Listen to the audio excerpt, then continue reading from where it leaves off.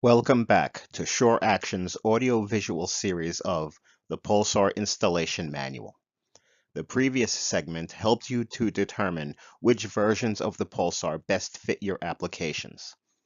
This segment will give you ideas about where to best locate the sensors when designing your system. Pulsars are the perfect alternative to passive infrared detectors. They can be used instead of or in conjunction with PIRs.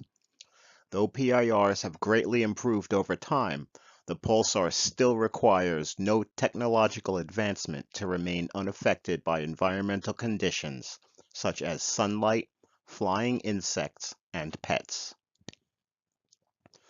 Pulsars are unlike PIRs. While they cannot be seen, they do not cover large areas. Consider each pulsar like a mini landmine protecting a specific location.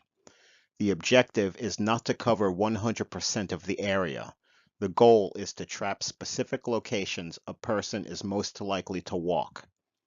The average area of protection is an oval 7 feet long and 4 feet wide. The sensor will be in the middle of this oval. Laying out the system is a simple process. Walk the environment while thinking, if I was an intruder, where would I go? The places you identify are where you will locate a pulsar. Perimeter openings such as doors and windows are generally protected with contacts and/or glass break detectors. The pulsar protects interior pathways. Hallways or bottlenecks are perfect traps, offering virtually wall-to-wall coverage. Another ideal trap is a staircase. Sensors on a staircase will render it impassable.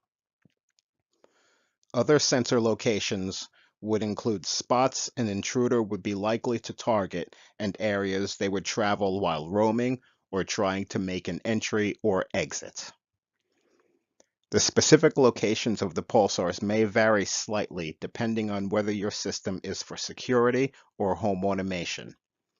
A system for home automation may require additional sensors and can double as a security system. Sensor layout may also be affected with heavier pets.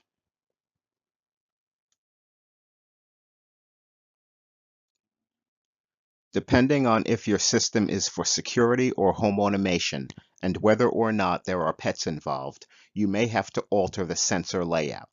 These alterations will be discussed in the upcoming segments. Thank you for watching.